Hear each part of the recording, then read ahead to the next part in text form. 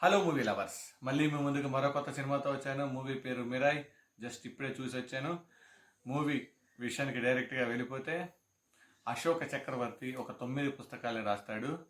8 పుస్తకాలని వీళ్ళని చేజిక్కించుకుంటాడు. ఆ 9వ పుస్తకం కోసం జరిగే యుద్ధం అనుకోవచ్చు, ఆ ఫైట్ అనుకోవచ్చు, దాని చుట్టూ సినిమా మొత్తం తిరుగుతూ ఉంటుంది.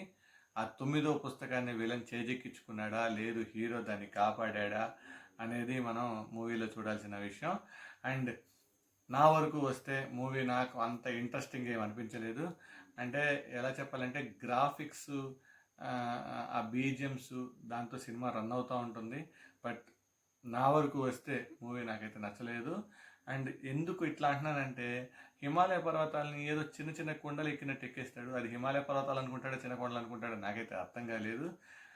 నెక్స్ట్, ఏదైతే ఈ అశోక చక్రవర్తి గురించి ఆ స్టోరీ ఏదైతే ఉందో, ఆ చెప్పేది ఏదైతే ఉందో, ఆ నెరేషన్ అది బాగుంది. ఫస్ట్ హాఫ్ అంతా కొంచెం ఇంట్రెస్టింగ్గానే సాగింది. సెకండ్ హాఫ్ వచ్చిన దగ్గర నుంచి ల్యాగ్ మామూలుగా లేదు.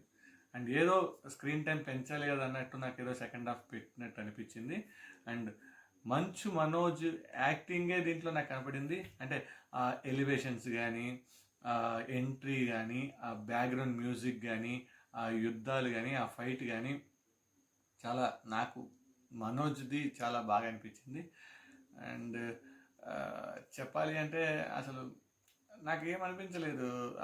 హనుమాన్ సినిమా, కల్కి సినిమా, వీటి స్టోరీలన్నీ కలిపి ఉన్నట్టు అనిపించింది నాకు ఎందుకో.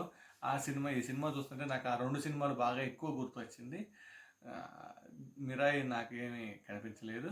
అండ్ చూడాలి అనుకోవాలి అని ఎందుకు అనుకుంటే అంటే, కొన్ని 2-3 సీన్స్ ఒక రేంజ్లో ఉన్నాయి, మిగతాదంతా లేదు. కానీ ఈ సీన్స్ కోసం అయితే చూడొచ్చు.